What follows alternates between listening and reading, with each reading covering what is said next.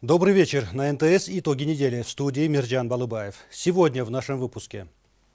Количество депутатов, недовольных правительством, растет. Правда ли, что лидеры фракций начали обсуждать кандидатов на пост премьер-министра? Критическая масса, как я чувствую, среди депутатского корпуса уже есть. И она будет этот вопрос поднимать. Сосед в очередной раз поднимает на нас руку о ситуации на кыргызско-таджикской границе. Здравствуй, Снимай, да, снимай меня! Давай!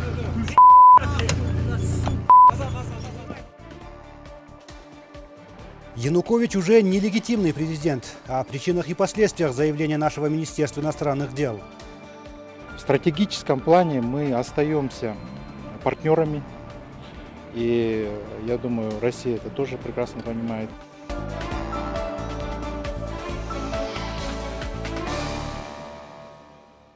Обо всем этом подробнее после краткого обзора основных новостей минувшей недели. В понедельник в России не утихают споры вокруг закона об упрощенном получении гражданства. Некоторые депутаты Госдумы выступили против законопроекта, предложенного Федеральной миграционной службой. Речь идет о выдаче российских паспортов русскоговорящим жителям прибалтийских государств – Украины, Казахстана, Таджикистана, Узбекистана и Кыргызстана. В частности, ЛДПР предлагает выдавать российские паспорта только гражданам Украины, прибалтийских стран и Молдавии, а в отношении Таджикистана, Узбекистана, Кыргызстана, Туркменистана ввести ограничения. Американец, сотрудник военной базы США, заключен в СИЗО на 1 месяц. Скандал с его участием произошел в Бишкеке. Подвыпивший иностранец США, пытаясь изнасиловать 22-летнюю девушку, напал на нее. Досталось и милиционерам. Буйный американец был доставлен в отделение милиции, где он сорвал погоны с дежурного и сломал рабочий стол. Вторник. Бывшего мэра Аша Мелиса Мырзакматова вызвали на допрос. Он проходит в качестве свидетеля по уголовным делам, которые были заведены сразу по 2 митингам в южной столице. Напомним, 3 декабря в Аше прошла акция протеста в поддержку арестованного депутата Ахматбека Кельдибекова. Митинг тогда едва не перерос в массовые беспорядки. А 15 января протестная акция прошла уже в поддержку самого Мырзакматова. Тогда недовольные результатами выборов мэра южной столицы пытались прорваться в здание областной администрации. Началась регистрация на общереспубликанское тестирование. Документы можно сдавать до 10 апреля. В этом году тестирование, как отметила директор Центра оценки образования и методов обучения Инна Валькова, будет проводиться только на 2 языках – государственном и официальном. Пройдет оно примерно с 17 по 21 мая. Среда. Женщину-изуверку, которая издевалась над своей 1,5-годовалой племянницей, осудили на 17 лет лишения свободы. Напомним, шокирующий случай произошел в прошлом году. Милиционеры задержали 35-летнюю Гульмиру Дубанаеву. После ее жестоких побоев 1,5-годовалая девочка попала в реанимацию с тяжелыми ушибами головного мозга. Почти целый месяц девочка находилась в реанимации. Как выяснило следствие, женщине доверили присмотр за ребенком, но вместо этого она целыми днями жестоко избивала девочку. Заставляла пить воду после стирки белья и сажала ее в эту воду на морозе, чтобы она не просила еды. А чтобы ребенок не плакал, пинала ее по голове, бросала на пол и била головой о стену. Сейчас состояние девочки по-прежнему тяжелое. В результате побоев она перестала слышать и видеть. В Бишкеке прошел митинг против гей-пропаганды. В этот раз возле Белого дома около 200 человек потребовали принять закон о запрете пропаганды гомосексуализма. Более того, представители движения «Калыс» заявили, что не помешало бы проверить деятельность НПО страны, на которых, уверены участники акции, после украинских событий пролился золотой дождь. Необходимо выяснить, откуда они получают деньги и на какие цели расходуют, подчеркнули митингующие. Четверг. Правительство и Национальный банк намерены ликвидировать в стране все мелкие пункты обмена валюты и оставить их только в коммерческих банках. В Нацбанке такой шаг объяснили тем, что обменные бюро создают искусственный ажиотаж на валютном рынке самостоятельно или же под предлогом небольших колебаний, завышая курсы на доллары и евро. Предложение уже вызвало массу негодования у работников обменных бюро. Предприниматели пригрозили инициаторам нововведения судебными исками.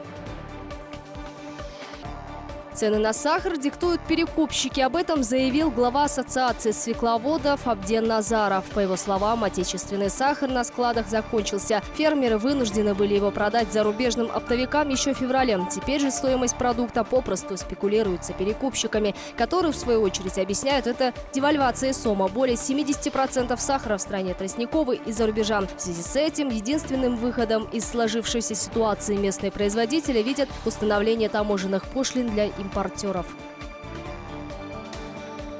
Пятница. В Кыргызстане насчитывается около 14 тысяч опасных и 4 тысяч особо опасных участков. На сегодня более 10 тысяч семей, жилища которых пострадали от стихийных бедствий, ждут помощи от государства. Об этом на заседании межведомственной коллегии сообщил министр чрезвычайных ситуаций Кубатбек Боронов. Положенные суды, как заявлено на заседании, жители аварийных домов до сих пор не получили. В бюджет, как оказалось, денег на эти цели не закладывали. В этом году ведомство в целях предотвращения ЧС и человеческих жертв во время селевых потоков и паводков планирует взять под защиту 277 объектов.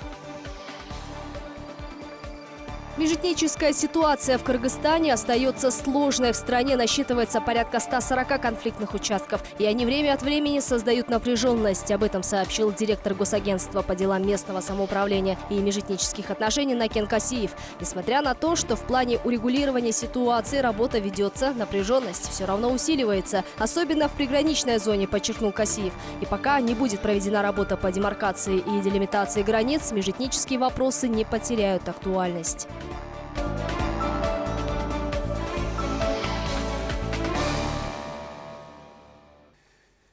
Предстоящая неделя ожидается в политическом отношении более спокойной, чем обычно. Депутаты Жогорку Кенеша перед праздником Наурус разъедутся по регионам для встреч с избирателями.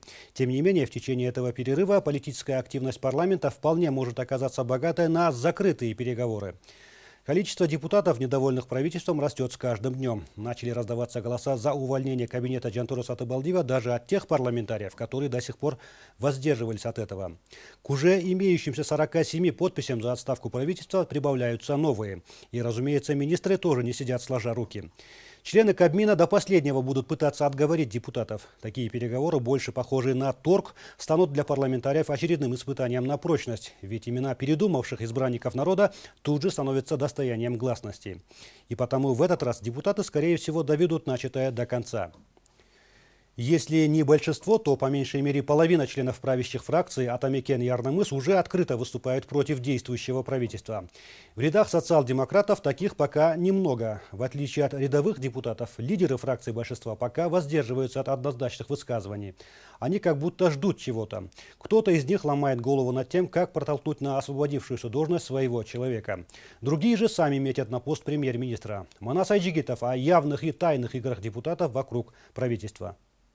Если эта инициатива депутатов дойдет до своего логического конца, это будет первый случай в истории Кыргызстана, когда премьера отправят в отставку через процедуру импичмента.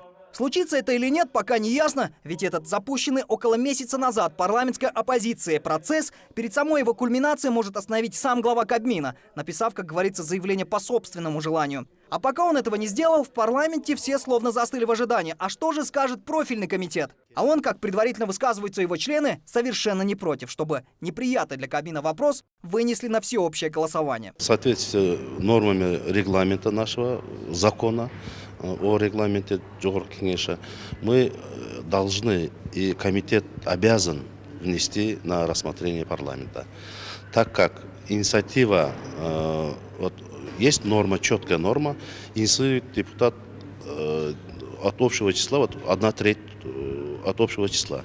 Вот 1/3 уже инициирует, комитет обязан рассмотреть и внести на рассмотрение парламента. Поступить иначе значит нарушить, если не Конституцию, то внутренний регламент, говорят члены комитета. Список есть, количество в нем подписей более чем достаточно, основания отклонять вопрос отсутствуют. Да, были недоразумения в виде отзыва своих подписей у порядка 10 подписантов, но позже большинство из них подтвердили свое участие в антипремьерском списке. Более того, в нем появились новые фамилии, причем не из стана оппозиции, а из правящего альянса, который 1,5 года назад и выступил создателем этого Кабмина. Я тебя породил. Я тебя и убью.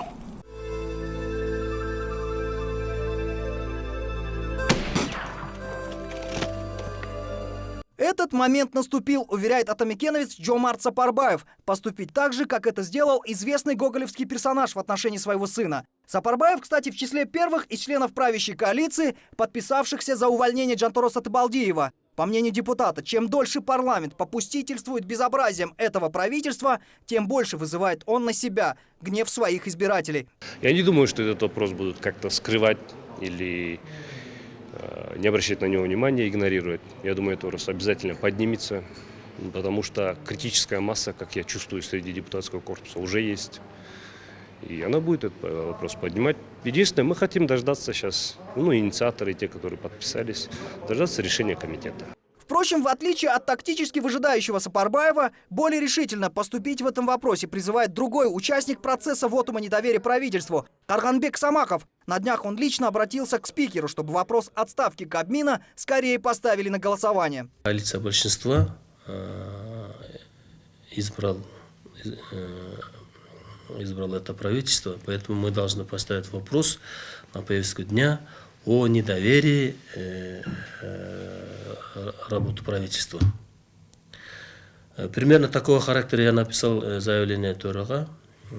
В парламенте бытуют такие мнения, что пора выразить недоверие правительству. Кстати, всего в антипремьерском списке 9 атамекеновцев, если, конечно, еще не добавились. А это больше половины всей фракции. Фракции, напомним, правящей. Отсюда резонный вопрос. Если большинство атамекеновцев не поддерживают этот Кабмин, почему же они до сих пор в правящей коалиции? А вот как Омирбек Черкешевич комментирует этот вопрос.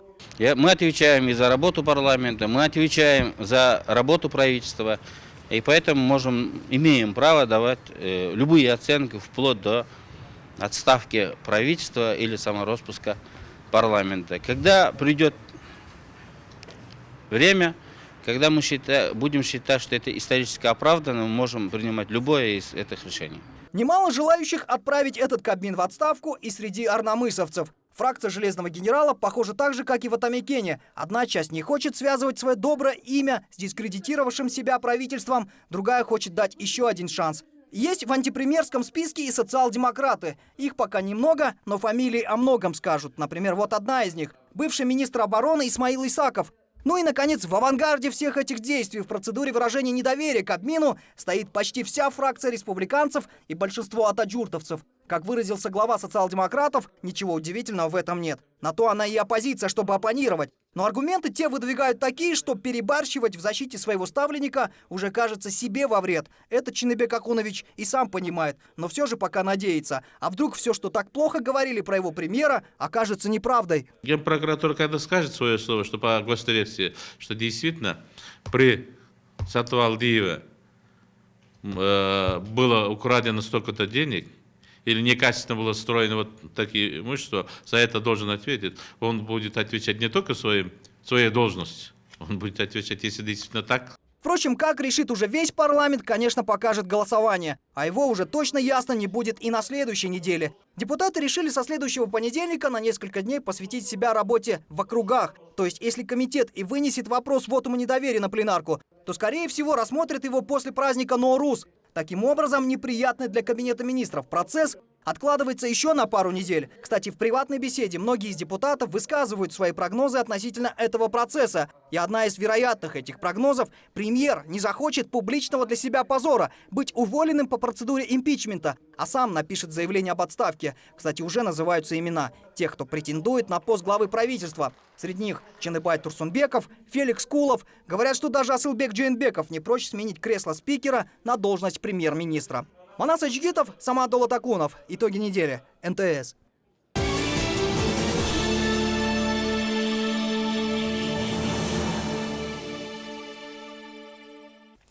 Ситуация на кыргызско-таджикской границе на этой неделе вновь обострилась. В пятницу наших журналистов, прибывших на место событий, граждане соседней страны закидали камнями. Судя по этой их выходке, они не настроены на диалог. После вооруженного нападения таджиков на наших пограничников мы закрыли все пропускные пункты на границе с этой страной. Это заметно охладило пыл соседей. Душанбе стал просить открыть КПП. Однако в ходе последних переговоров таких просьб уже не было. Руку помощи Таджикистану протянул его другой сосед – Узбекистан, который последние несколько лет держал свои границы закрытыми для таджиков и недавно прекратил эту блокаду. И теперь наш задиристый сосед не сильно нуждается в транзите через нашу территорию. Напомню, официальный Ташкент выступает против строительства у нас новых гидроэлектростанций. Узбекистан также раздражен крупными энергетическими проектами Таджикистана. Именно поэтому Ташкентом был блокирован транзит грузов в эту страну. А теперь получается, что, пользуясь моментом, Узбекистан вдруг начал дружить с Таджикистаном. Возникает вопрос, не против ли Кыргызстана? Что мы можем предпринять в такой ситуации? Ответы на эти вопросы искал Бахтат Кулчуманов. Снова неспокойно было на этой неделе на границе с Таджикистаном в Баткенской области. Жители села Аксай перекрыли дорогу Варух и Свара. Протестовали против действий таджикской стороны, не пропустившей грейдер для расчистки проселочных дорог. По некоторым данным, на месте произошел небольшой конфликт. В ход пошли камни и палки. Никто не пострадал. Пришлось подключиться обладминистрации на уровне замгубернаторов. Встреча прошла. И вчера в 11:30 ночи дорога была открыта и техника наша пропущена. Впрочем, жителям приграничных с Таджикистаном селений уже не привыкать к конфликтам с соседями. В начале этого года один из участков кыргызско-таджикской границы на несколько часов превратился в зону боевых действий между пограничниками двух государств.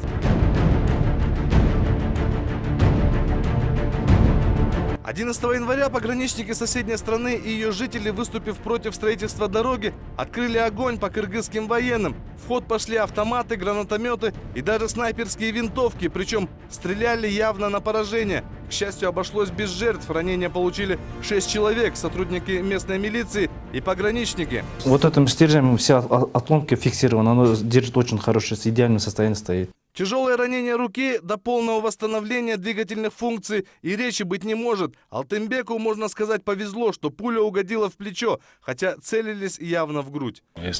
Они начали первыми стрелять, мы даже и не ожидали. В тот же день Кыргызстан потребовал объяснений со стороны таджикских властей, закрыл все контрольно-пропускные пункты и создал специальную комиссию по расследованию инцидента. Спустя несколько дней была создана межправительственная группа по урегулированию конфликта и решению приграничных вопросов во главе с вице-премьер-министром Токоном Мамытовым. После инцидента прошло несколько встреч вице-премьер-министров двух государств. Муродали Алимардон и Токон Мамытов до сегодняшнего дня так и не могут решить проблему.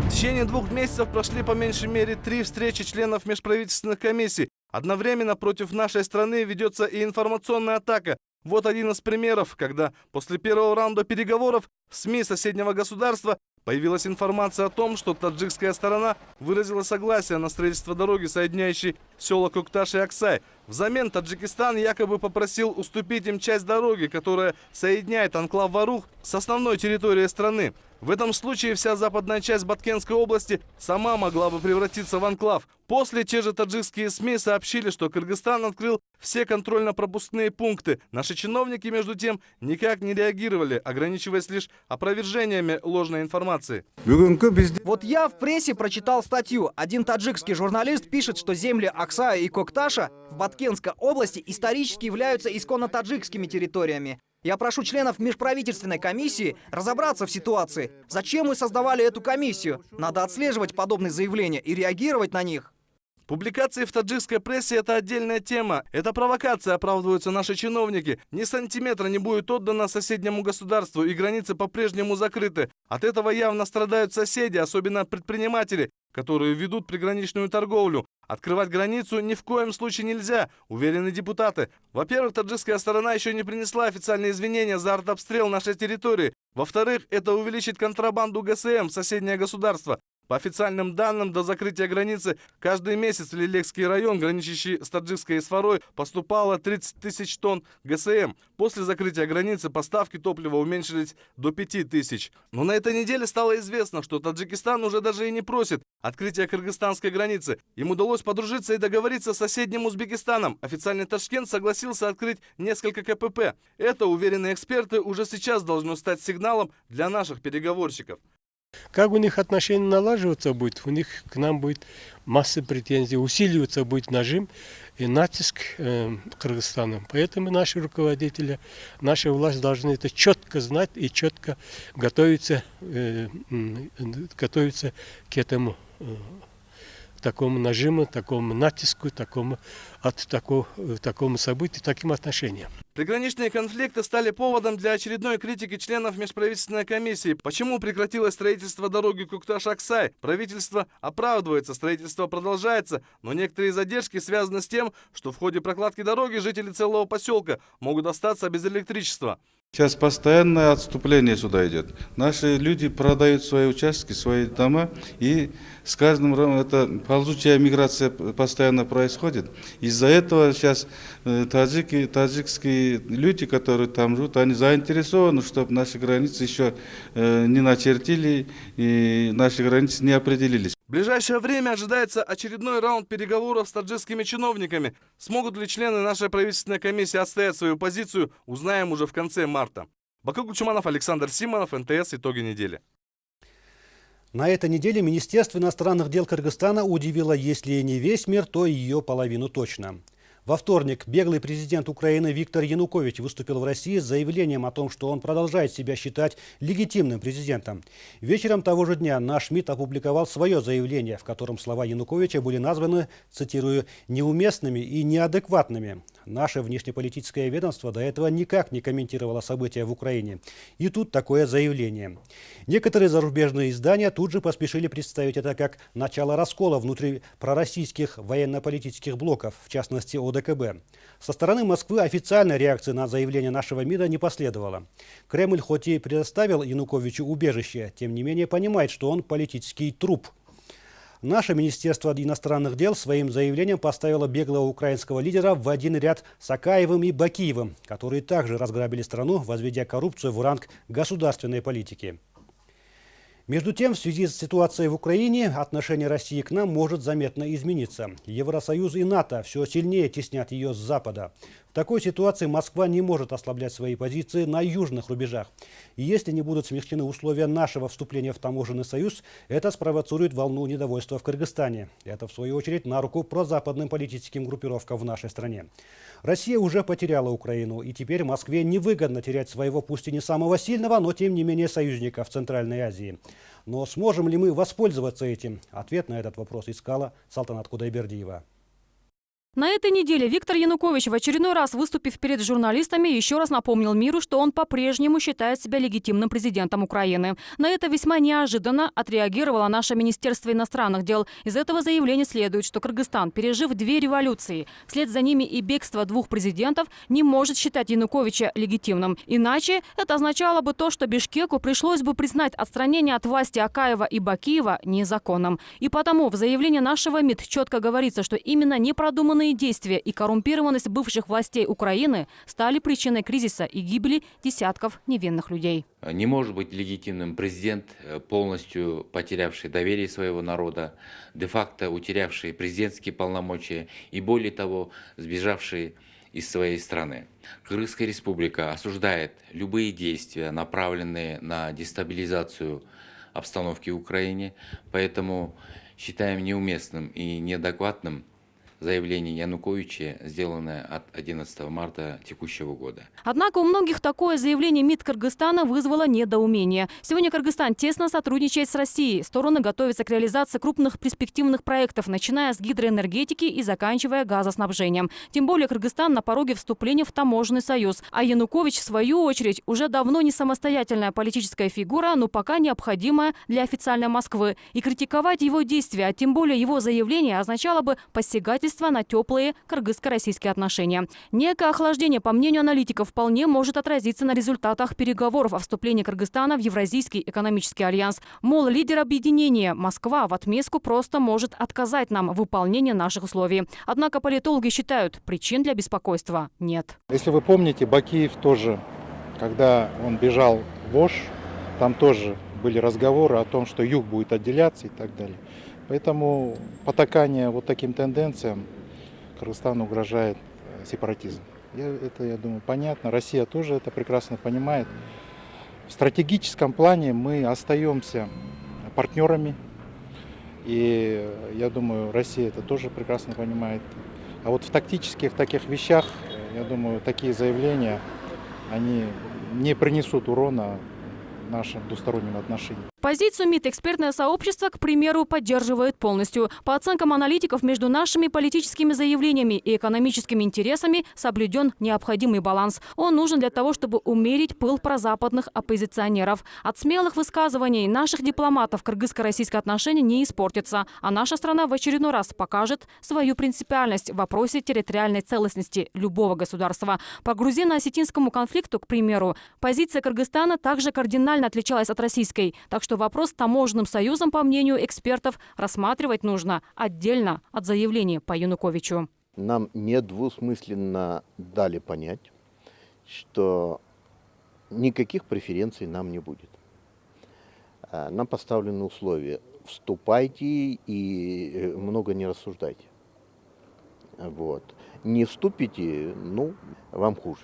Другое дело, можно было вообще промолчать, как это сделают даже союзники по таможенным делам. Вот. Но сказанная правда дорого стоит. Дорогого стоит, как говорят чиновники, и политическое решение российского лидера. Вопрос о вступлении Кыргызстана в экономический альянс уже давно решен. А президент России, недавно встретившись с Атамбаевым в Сочи, дал команду выработать специальную программу, которая включает условия нашей стороны. Вопрос отработан, сейчас идет оформление документов. Правительство намерено представить их участникам таможенного союза уже совсем скоро. Встреча президента состоялась 7 февраля. До событий на Украине. И была выработана позиция. То есть наши взаимоотношения долгосрочные, которые охватывают весь спектр наших взаимоотношений. То есть мы не должны подходить, вот сегодня вас критикуют и дайте нам. То есть это не партнерское отношение. Наши интересы, они долгосрочные. Исходя из этого, мы должны устраивать свою экономическую политику. Хотя позиция российского парламента, по крайней мере отдельных его членов, до недавних пор была иная. Некоторые депутаты Госдумы выступали против того, чтобы Кыргызстану предоставлялись экономические преференции. Вопрос, по мнению экспертов, должен был разрешиться путем консенсуса. И к нему наша сторона, видимо, уже пришла. Программа, направленная на менее болезненное вступление в экономический альянс, состоит всего из 2 частей. Речь идет о предоставлении безвозмездной единовременной помощи в размере около $200 миллионов и о создании кыргызско-российского инвестиционного фонда объемом порядка $1 миллиарда. Россия понимает, что Кыргызстан важная геополитическая точка, и нахождение каких-то сил в Кыргызстане влияет на обширный регион, вплоть до Индостанского полуострова. Мы ключевая точка Центральной Азии, поэтому здесь чистая геополитика со стороны Путина. Поэтому и мне понятно, почему российский бизнес, почему российская оппозиция сопротивляется. Когда можно поднимать среднюю полосу России, там жизненный уровень не очень, а кидаются громадные средства в Центральную Азию, в Кыргызстан. Это геополитика. Но если Россия потеряет Кыргызстан, то пойдет цепная реакция, by step by. Потом потеряет Таджикистан и фактически вся Центральная Азия. Границу надо по Казахстану уже строить. Ну, они могут потерять и Кавказ, потерять и Урал, где находятся башкиры, татары, это тюркский пояс. Как бы там ни было, вопрос вступления Кыргызстана в таможенный союз – это вопрос не 2 и не 3 лет. Он будет решаться поэтапно и долго. Так что громкие заявления нашего МИД по украинскому вопросу не могут навредить долгосрочным экономическим совместным проектам Кыргызстана и России. Салтанат Кудайбердиева, Урмат Акынбекулу, НТС. Итоги недели. Журналисты НТС рассказали вам о самых заметных и интересных событиях минувшей недели. До встречи в следующее воскресенье. А сейчас, как обычно, авторский проект Жамалбека Джумаева «Параллели».